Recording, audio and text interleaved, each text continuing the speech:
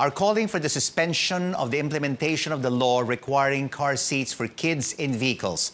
But one ride-hailing company says it's willing to comply as long as the rules are properly laid out. Let's hear more on this controversial initiative from former Senator JV Ejercito, the principal author of the Child Safety in Motor Vehicles Act. Thank you so much for joining us, JV. Senators are calling for its deferment, but the government says it will only be deferred for 6 months. Is this realistic with many people and many motorists still unaware of its implementation? Well, Rico, good evening. First of all, you are correct. I agree with you that the government, I think, failed on that area. No, on the agencies concerned, the OTR, LTO, and PIA, or Public Information Agency, Philippine Information Agency, was not able to disseminate information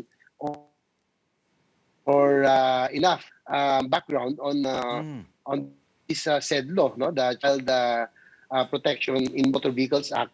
They should have, when the law was passed, Rico, you are given 6 months to 1 year when the IRR has to be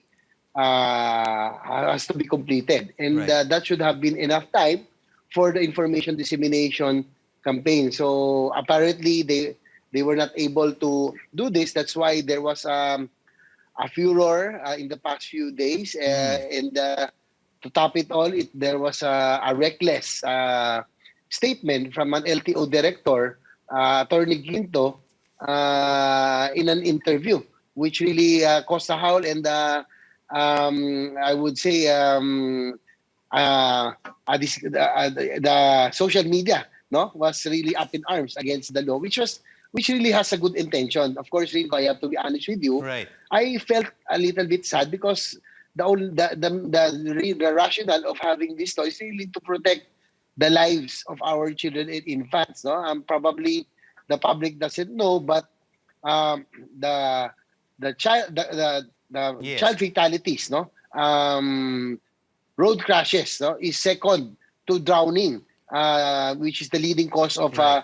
child and infant fatalities in the country. No, yeah, so Jave. that's the reason that we push for this, and likewise, Rico, it's the academe and the road safety advocates, no, from the Ateneo and the other schools that really Yes. conspired, no, and JV. really worked with the committee when we passed this measure. So, JV, you really made a fair point there. This is for the safety of kids, right, who are in vehicles. Last night, JV, we spoke with motoring expert James Deacon on the final word, and this is what he had to say.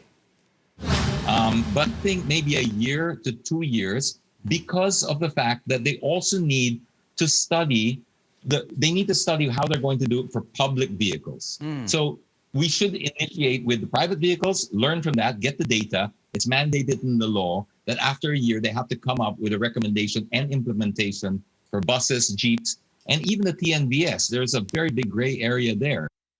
So, JV, you heard James, no?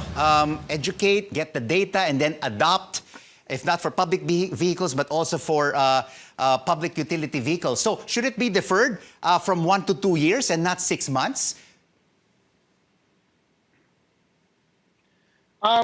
Actually, the one for the public utility vehicles, Rico, it's really stated in the law because it's quite complex. No? Because you don't have anywhere to attach the car seats on buses and jeepneys, and the OTR and the LTO is given 1 year, but to do research and to make the necessary recommendations to Congress. After which Congress can already amend the law after 1 year.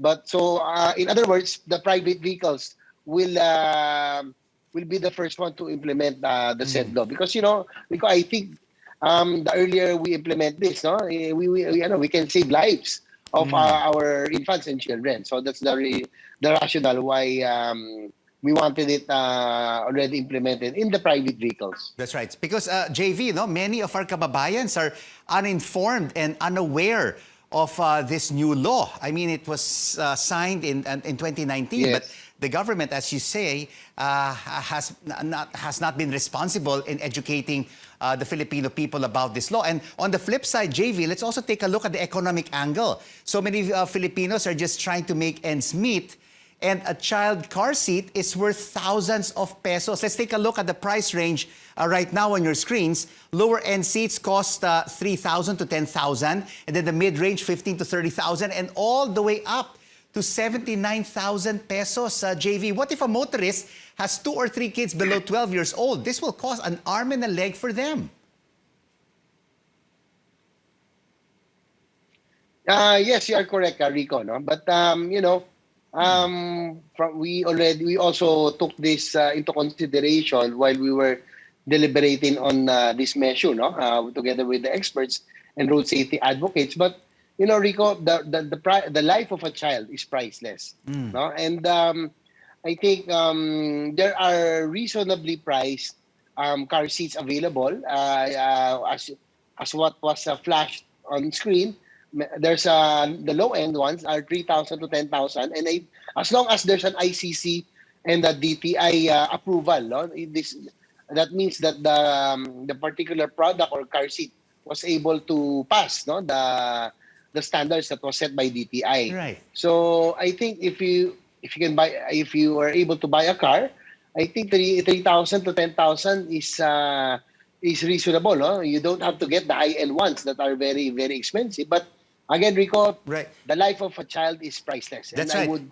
I would think that what is more important is to secure the infant or the child in the car in the event of a crash. At least there's according to studies, 70 to 80% chance of surviving a very JV, strong collision. But JV, Yes. there are some critics who are saying, okay, fine, safety of the child in your private vehicle, but why can we not just install it ourselves? Why do we still have to bring it to a government agency to install it for us? And some are saying this opens up things to corruption.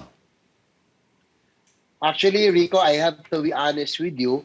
Unfortunately, when the IRR was drawn and was completed, I was not anymore in the Senate. No, and this particular provision, I was not aware until just recently when the IRR came out already. No, and I do agree with you that it would raise some suspicion of course, corruption. No? Because there's no need for that. Because as long as you follow the instructions of the car seats, I think you can already install it yourself. No? I think most of the instructions are self-explanatory. And likewise, Rico, if I may add, I am in favor of suspending in the meantime or holding abeyance implementation of this particular measure because it's pandemic right now. And as you mentioned earlier, people are just trying to make ends meet. No, when this particular law was being drafted and eventually signed into law and passed, right. Nobody foresaw this pandemic or this crisis coming. So, while there is a pandemic, I would recommend that we hold this in abeyance. Thank you so much for joining us on The Final Word, former Senator JV Ejercito.